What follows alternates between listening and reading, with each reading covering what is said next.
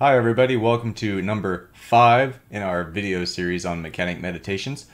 Today I'm going to be talking about your mental and emotional state and how it relates to your work. I didn't know that I would actually going to do this video, but this weekend has been kind of a fun-filled one, let's just say. Dealing with a lot of issues relating to close people in my life and dealing with how I interact with them and a lot of past kind of things. And this has been a section, or it's been a point of what would be the way to put it? It has played into my career as an auto mechanic pretty extensively. It's not something that most people think about.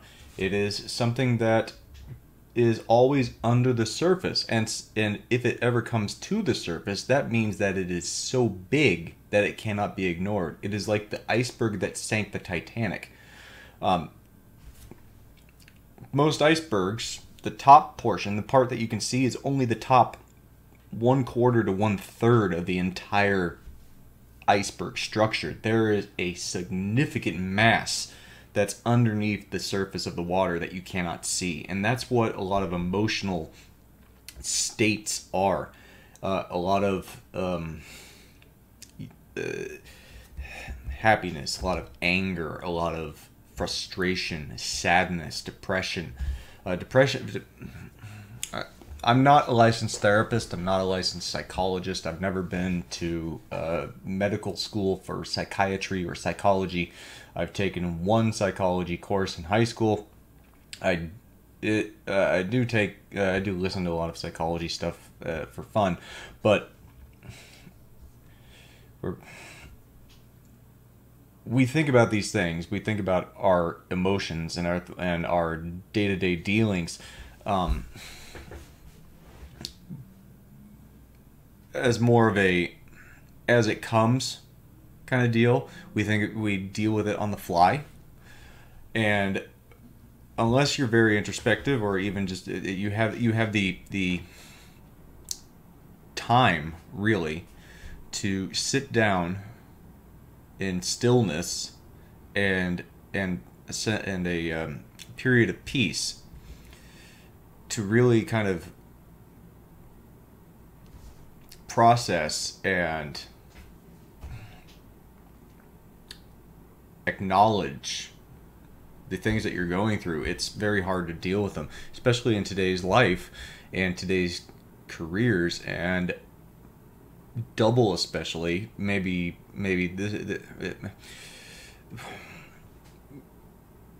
with the fast, hectic pace of auto repair in the retail space, it's almost impossible to really think about what you're doing.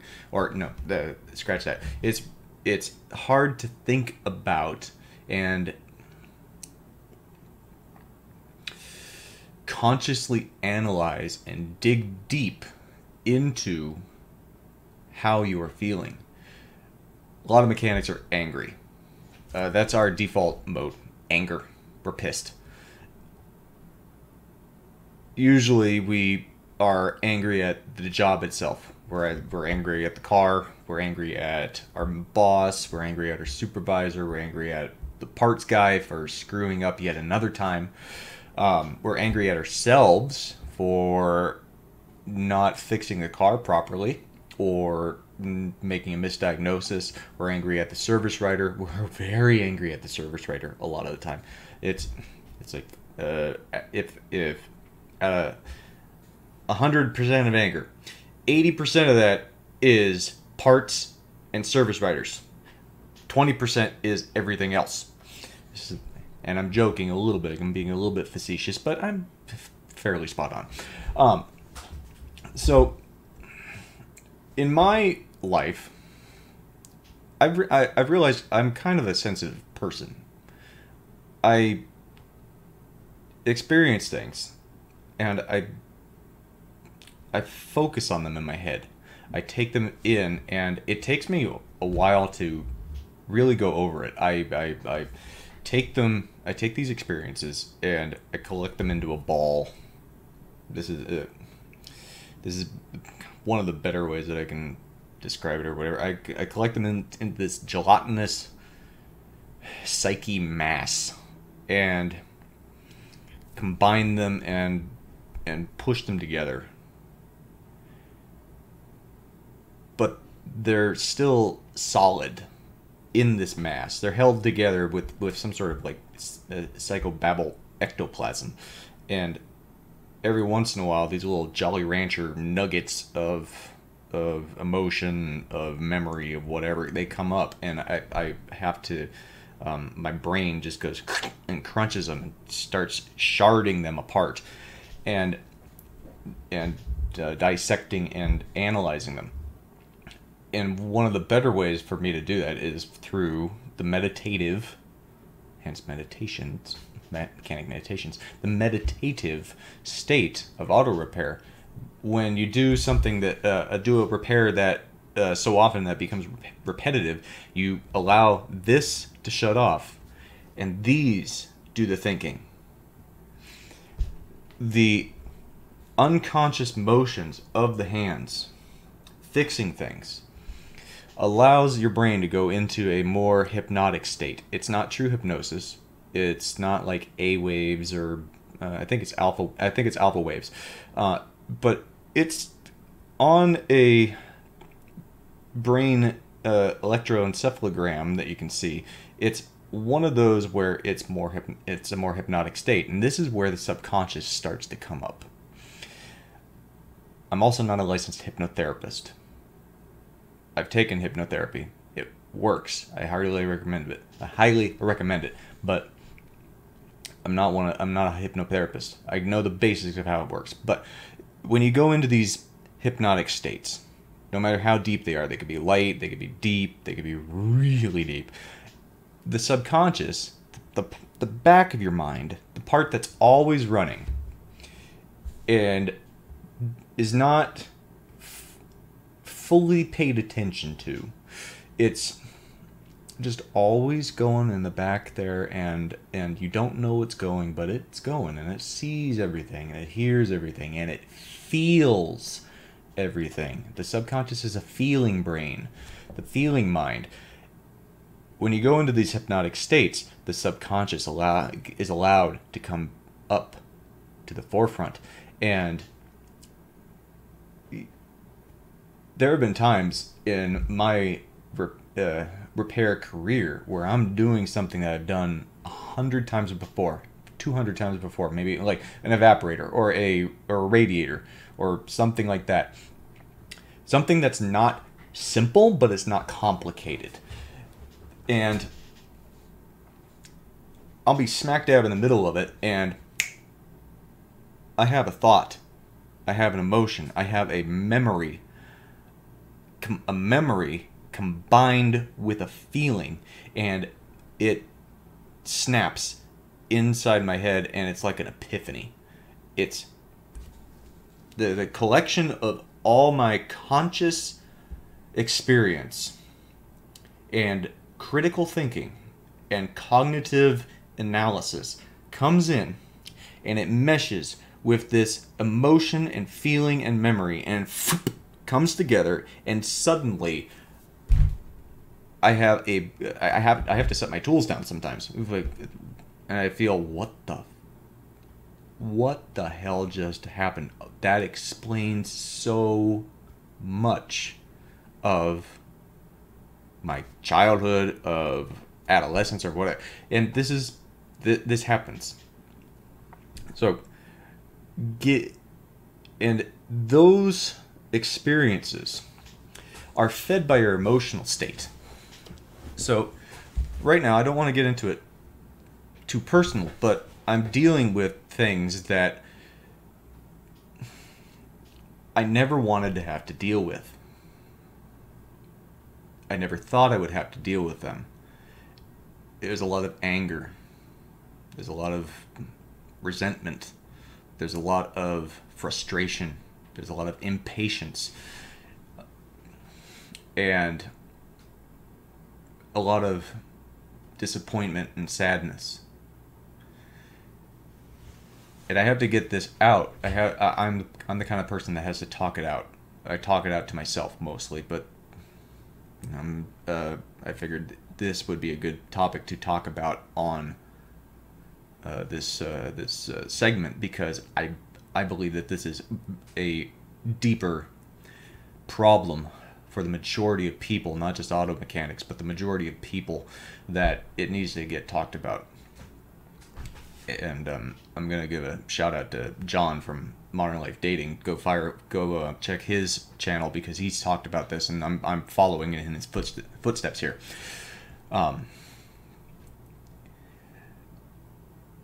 You need to be aware of your emotional state.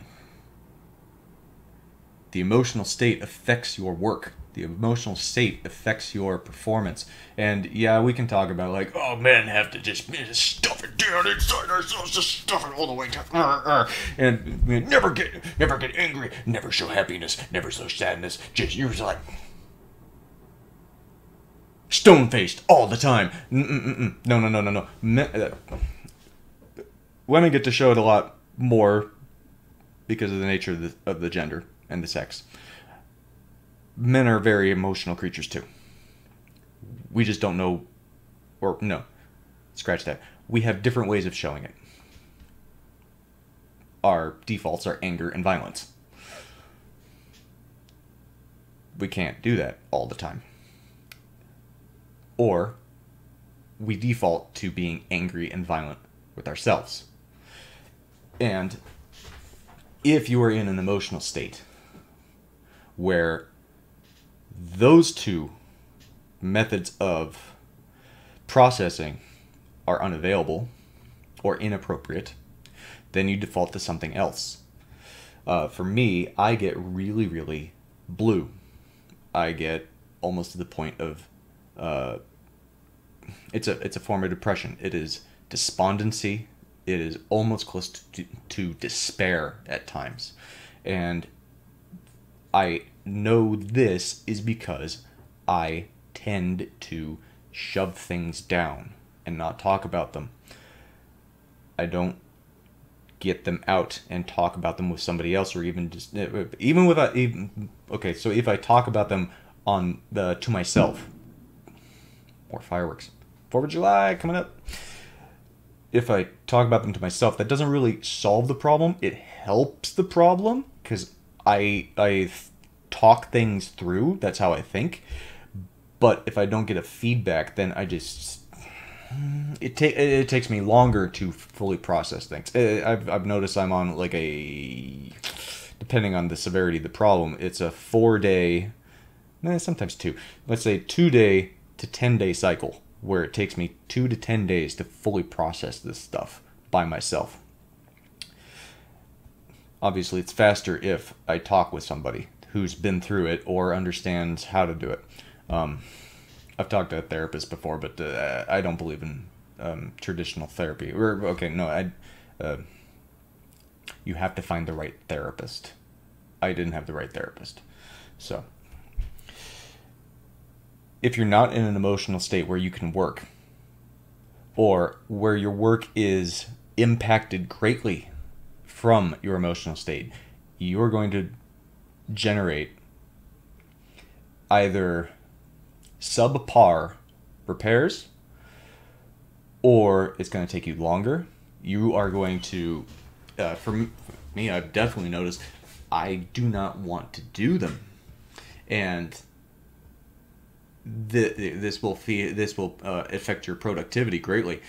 So, this is where it's just suck it up. I get it. You got to suck it up, Buttercup, sometimes, or probably even the majority of the time. But every once in a while, you have to process what you're dealing with before you can suck it up, Buttercup, because there's just so much of that iceberg underneath the surface. It is hanging down beneath the surface, and only the tippy top of the iceberg is visible.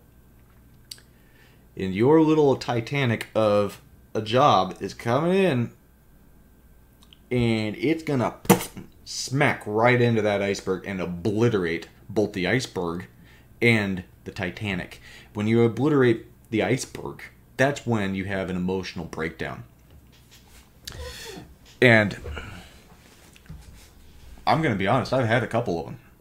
And they are not fun. You start questioning everything that you've done in your life, everything you want to do, and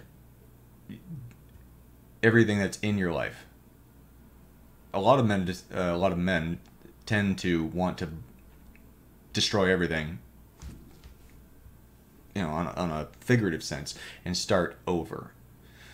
Some people can't do that, and part of also the anguish of these things is you cannot destroy everything in your life.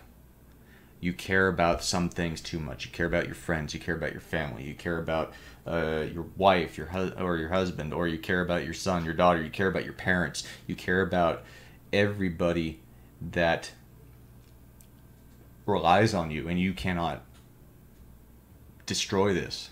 You can't just go, screw it, I'm moving to a shed in Montana.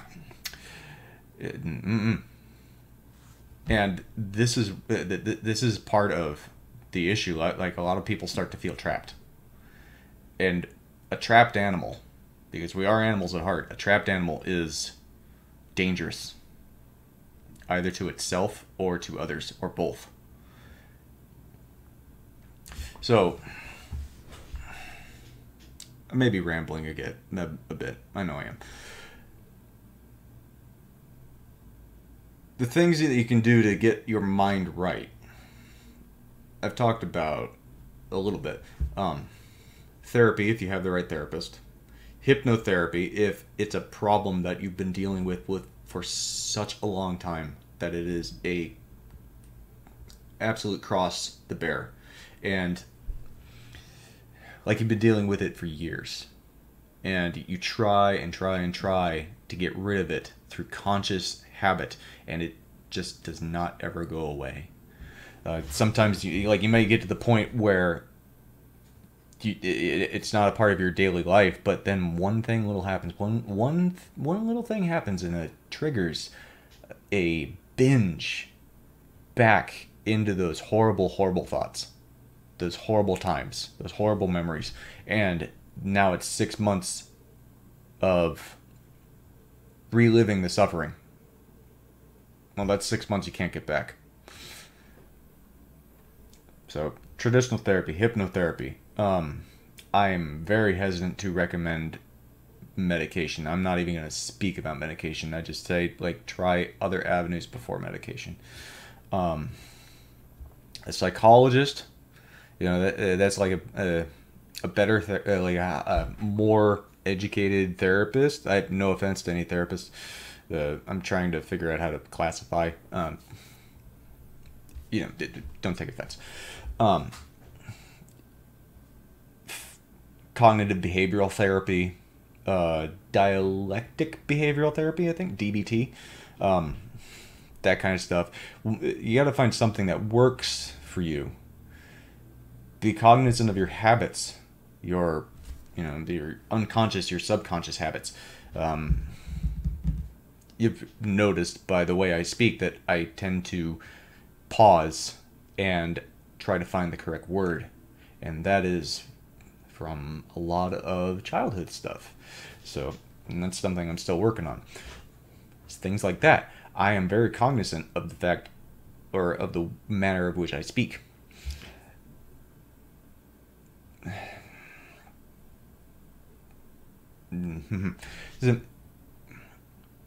I think I've run out of topics, or run out of things to talk about on this topic. I don't want to go too much longer than about 20 minutes. Be aware of your emotional state. Be aware of what you're dealing with on a basis of demands put on you, demands put on your time, demands put on your psyche, demands put on the subconscious load that you've been bearing your entire life. all those habits, all those thoughts, all those bad memories, all those things that come out at the dark tea time of the soul, 3 a.m., 4 a.m., when you wake up in a cold sweat and you don't know why, or when you're alone and you just feel uneasy. Be aware of this stuff and be aware of how it affects your daily life and your career, because it has a 100% bearing on your career. Okay, I'm gonna talk. I'm done talking about that. I'm gonna give a couple links or recommendations. I'll put them in the description. I highly recommend Ryan Fowler at innermasculine.com. I worked with him a couple of times. He knows his stuff. He only works with guys, very rarely women. He might be able to give you a recommendation, but for guys, yeah, he will work with you. He has a very long lead time. He's booked out months in advance, and he costs $600 a session. It is worth every penny. So save up your money. If you have something that's been bothering you for years and you want to get rid of it, he will get rid of it in one session, maybe two. And usually, if he has to do two, it's cheaper. Like he'll cut you a reduced rate for the second one. Go check out John at Modern Life Dating on YouTube. Check out his Inner Game July of last year, 2021. He talks about this. He actually interviews Ryan Fowler and talks with him. There's a couple other hypnotherapists that talk with him. If you got something that you need dealing with, get it taken care of, because it's affecting your life, not just in career, but it's affecting your personal life, it's affecting your health, and it's affecting the people you love. So thanks for watching. Please leave a comment, and I'll see you next time. Take it easy.